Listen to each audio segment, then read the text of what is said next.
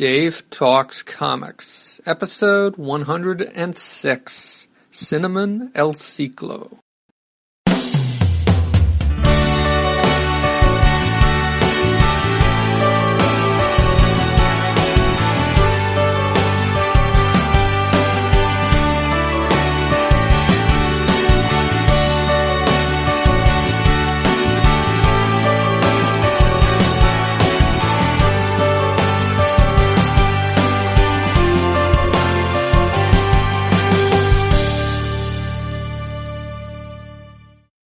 Welcome to Dave Talks Comics, the program where I talk about comic books I have read, cartoons I have watched, and comic book conventions to which I've gone.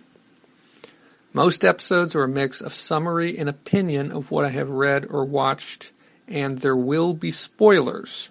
So if that's the sort of thing that's important to you, you might want to read or watch the stories that I'm going to talk about.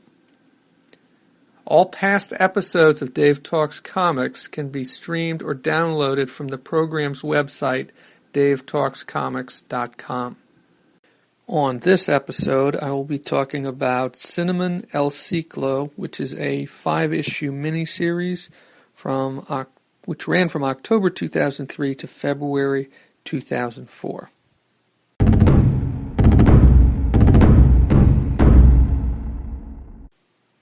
Cinnamon El Ciclo strikes me as a genre story. It's a noir or hard-boiled fiction type story.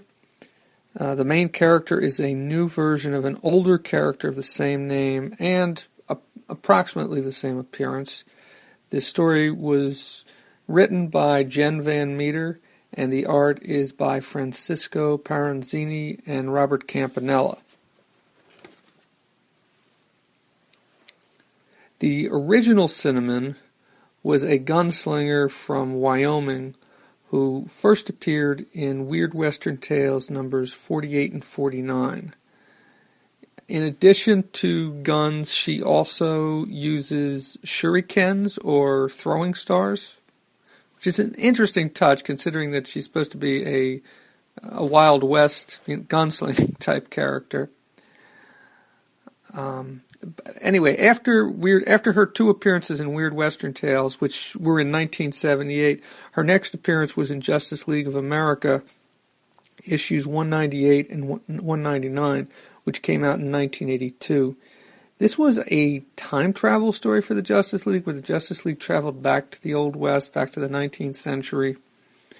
And I haven't read this story, but I think that this may be the inspiration for the Weird Western Tales episode of Justice League Unlimited, which I talked about in episode 48 of Dave Talks Comics. Although Cinnamon did not appear in that episode of JLU, she didn't appear at all in JLU, and she certainly didn't appear in that episode of JLU. And in that episode, the members of the Justice League went back in time following, it was Batman, Green Lantern, John Stewart, and Batman, Green Lantern, and Wonder Woman went back in time following Kronos, and in the comic book, it looks like it was the Time Trapper. I haven't read this story. I don't have it, and like I said, I haven't read it. I am curious in getting it, although it doesn't seem to be collected anywhere, and I don't think it's available on Comixology. The original Cinnamon also appeared in Who's Who number 3, which is where I got some of the information about her. She also appeared in Crisis on Infinite Earths. I didn't go back to look at those issues. I have them. But I'm sure it was just very brief appearances. She may not have even had any lines or more than one word balloon, possibly. She also showed up in the history of the DC Universe. Now, in the early 2000s, in Jeff Johns' run on Hawkman around 2002-2003, Cinnamon was revealed to have been one of the incarnations of Shira Saunders Hall, Hawkman's Hawkgirl. But that seems to be the only place that this connection was ever made between Cinnamon and Hawkgirl, or Hawkwoman. There was no other instance of that, and basically that's, for the most part, the last appearance of Cinnamon until some of the reboots, and I think she may have appeared in some of the And I'm talking about the 19th century Cinnamon, not the character from this series that I'm going to talk about. I believe that was basically her last appearance, other than I think she might have shown up in some of the Jonah Heck stories more recently, or I think they did do a Weird Western Tales that brought back that title. But I haven't read any of those. Anyhow, the series that I'm going to talk about this is the first appearance of this version of Cinnamon, and it appears to be set in the present. As I said before, this came out in late 2003, early 2004. But what really brought it to my attention was hearing Mike Myers talk about it on Geek Brunch Retrocast. He talked about it on a couple episodes back in 2014. He talked about the first 4 issues on episode 38 and the last issue on episode 40. All the covers are by Howard Chaykin, and they have a Western feel to them, which is in line, of course, with the way that Cinnamon dresses, because she dresses like a gunslinger, like a Western character, but it's not a Western setting, and that's not the feel of the book. Part of the reason why I chose to read this was because, well, it sounded like something I would enjoy, the noir, the hard-boiled fiction type stories. I enjoyed those, at least I enjoyed those kinds of books, and sometimes I find comic books in that vein that I enjoy as well. So that was part of it. It was also because it was written by Jen Van Meter. And I was curious to read some of her stuff. I think I actually have something else that she's written, but that I haven't read yet. Hopeless Savages or something like that. So I was familiar with her name. I wasn't familiar with her writing, and that's part of the reason why I'm reading this. Part of the reason why I'm talking about this as well is because I feel like I need to talk about more comics that are both feature female characters and were written by a woman or created by women. I looked back through all of the comic books that I've talked about on this show. The only other whole episode that was devoted to a female character was the Power Girl episode that I did. I believe that was episode 71. And also on episode 2, I talked about Black Widow, but that was not the entire episode was devoted to that. And there was another, I think I talked about the Andy Watson graphic novel called Geisha on another episode. But once again, it was just, a few minutes in a much longer episode. I wasn't entirely sure what I was stepping into in terms of the links between this version of Cinnamon and the original, but there are some definite similarities between them in their origin stories, in the weapons they choose to use, in their appearance, both their physical appearance, well, the way they dress, their hair color, that kind of stuff. But as far as I can tell, there's no direct links between the two characters. It's not like this Cinnamon is supposed to be a descendant of the other Cinnamon. As far as I can tell, there's no connection drawn between them. So the first issue is called Inicio. This is cover date October 2003. This introduces Cinnamon. She's a red-headed gunfighter. She's a hired gun. This issue entirely takes place in Mexico. A lot of the dialogue is in Spanish, but translated into English, and you can tell that because they use the brackets around the words that are in the word balloon to indicate that it's being translated from another language. In this issue, we learned something about her past, that she lost her father in a bank robbery. He was an off-duty police officer, and that she swore revenge. He was killed in this bank robbery. They were just there to, I'm not sure what, make a deposit, a withdrawal, but the bank got robbed and he was shot and killed. And through a few flashbacks in this issue, we learned that she basically she swore to get revenge, and we actually see her getting revenge, killing one of the men who robbed the bank. Back in the present, in Mexico, we see Cinnamon saving a college-age kid from his own stupidity. He almost gets kidnapped. He's the son of a politician back in the U.S. And we also find out that somebody from Los Angeles is looking for her, another woman, who it's pretty clear, if you can read between the lines, that this is the daughter of one of the men who robbed the bank. who she killed, and you see the same look in the eyes of the young girl. This woman who's looking for her now is a grown woman, or is at least 20 years old, I would guess. Probably more than that. Probably early 20s, early to mid 20s. But you see the same look in her eye in the scene where she sees her father get killed by Cinnamon, as you saw in Cinnamon's eyes when after her father had been killed, and she was looking to get revenge on those men. And there's a scene where she's shooting target practice, and there's tears coming down from her eyes, and there's this definite confrontation that's brewing between these two characters. In the second issue, Cinnamon crosses the border illegally. And the second issue is called La Demanda, which means the demand or the claim. And Cinnamon crosses the border illegally into the U.S. and heads to Los Angeles, where she looks up a colleague of hers named Maurice, who's in charge of security at a strip club. And he helps Cinnamon to track down the woman who she's looking for, who apparently goes by the name Mace. Her name she was born with was Marisol Samuels. Her father was Jason Samuels, who was the man who Cinnamon got revenge on in the previous issue, in a flashback in the previous issue. But so Maurice helps Cinnamon to figure out where Mace is in Los Angeles. And then we get a lot more about Mace, who now runs a shelter for runaways, and she wants revenge for what happened to her father. The other important piece of information that we get in this issue, or the other character who we get introduced, is Helen, who's one of the runaways in the shelter that Mace runs, and that you learn that she's the daughter of a rich man, who you also see this rich man, Helen's father, hiring men to bring her back.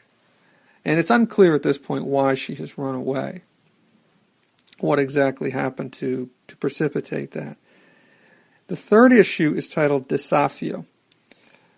Or Desafio. I think it would be Desafio. Wait a minute, I have a definition for that. Desafio means challenge or defiance. And this was cover dated December of 2003. So these men that we saw in the previous issue, who were hired by Helen's father to try to grab her twice, and both times Cinnamon steps in to prevent them from succeeding. And while Mace is thankful for that, for the fact that Cinnamon helped to protect the kids in the shelters, it doesn't settle things between them. She still is insistent on getting revenge for what her father did, or not for what her father did, for what Cinnamon did to her father. And right near the end of the issue, we finally have a shootout between Cinnamon and Mace. And Mace shoots, Cinnamon doesn't. Cinnamon drops. She reaches for her gun, but she doesn't fire. At the same time, because this doesn't happen at the shelter. This happens several blocks away from the shelter, because Mace doesn't want the kids to see this. We see Helen deciding to run away. This is after these two attempts to grab her. And then the shelter gets set on fire by the men who are trying to grab Helen. And when she comes out, she's like, "Take me, just stop bothering these people at the shelter." Of course, the shelter's on fire at this point, but that's where the third issue ends. The fourth issue is called Fuego, or Fire, cover dated January of 2004. We see that Cinnamon survives the gunfight. She was shot in the leg. She manages to bandage herself up and then helps Mace to rescue the kids from the shelter, which is, of course, on fire. And then they take them to the strip club where Maurice is in charge of security. And this is kind of, the kids are safe for now, and I think this is basically the last time you see or hear anything from the kids. I'm sure they didn't stay there permanently at the strip club, but and I'm sure that would not have been okay by the government standards. But then again, this isn't a book that's really about people who are working within the law. Neither Cinnamon nor Mace is exactly doing that. I mean, Mace is running a shelter which isn't exactly properly set up, to be in compliance with government regulations. And Cinnamon, in addition to smuggling her guns into the U.S. By crossing the border illegally, has also, uses it. I mean, she's a vigilante of sorts. Anyhow, now that the kids are safe, Cinnamon and Mace focus on finding Helen. They discover that her father is a big supporter of Senator Ryan. This is the same Senator Ryan whose kid Cinnamon had helped out in the first issue. So they go to visit Senator Ryan. I think she still had the kid's wallet. His son had left his wallet behind, so she returns that. And they get some clues from the senator as to who to talk to find out what's going on. And it seems like they're making some progress, but then they run into a dead end when they find the men who took Helen, and they're dead. They've been gunned down. So the fifth and final issue is titled Los Angeles. The cover date of this is February 2004. So Cinnamon and Mace track Helen down to her house, her parents' house, which is her father has taken her and has her sedated. And apparently she knows something that he doesn't want her to know, that her father does not want her to know. He's obviously got some shady business dealings, although it isn't exactly clear what those are. There's some hint that it might have something to do with illegal trafficking or illegal use of coercive use of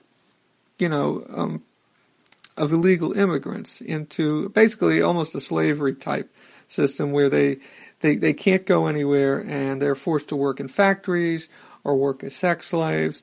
But that I don't think that line is clearly drawn. In fact, there's a lot of things that aren't clearly drawn in this comic book. But I don't mean the artwork, but I mean the connections between things. It's done in a way that really bears a lot of rereading. And there were things that I picked up on the second or third time I was going through this, like there was a poster that showed that Helen was missing that I didn't see until like the third time I was going through these comics. And there's other little things like that just it's not completely linear, the story. You get a lot of flashbacks to Cinnamon's past, and well, you don't get a lot of flashbacks, but you do get flashbacks to Cinnamon's past, and not everything, you're kind of dropped in, and then things are kind of you kind of bit by bit, the missing pieces are kind of dropped into place, but it's not always clear that what goes with what, or, I mean, you really have to be aware of these things. The story does not hold you by the hand, I guess is what I'm trying to say. Anyhow, to finish off issue 5, there's a big shootout. The good gals win in the end.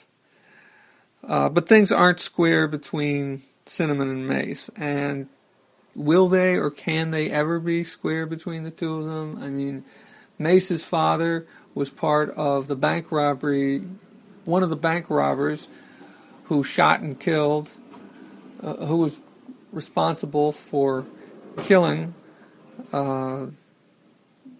Cinnamon's father, and then of course Cinnamon killed Mace's father. And then what's revealed in this final issue is that her father was the driver of the getaway car, that he didn't actually go into the bank, he didn't even carry a gun.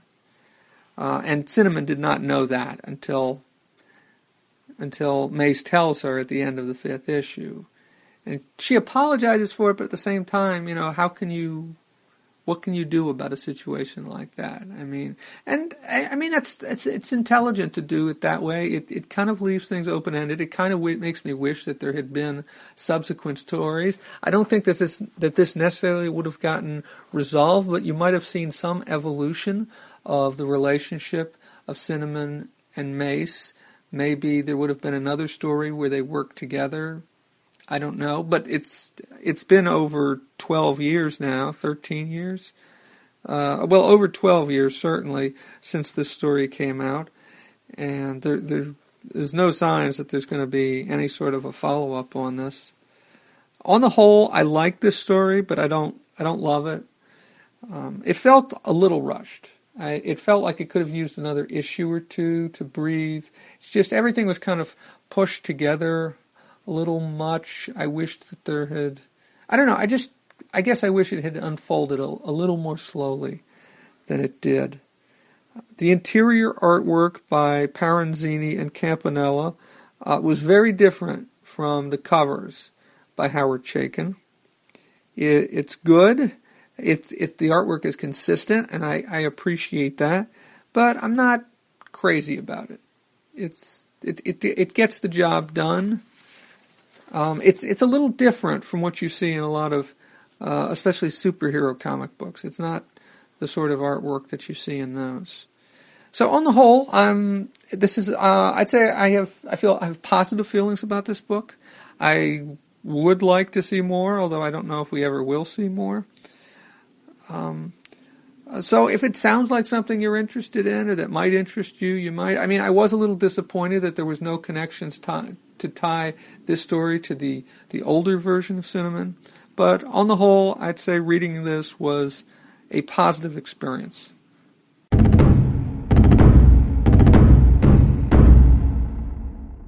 That's it for episode 106.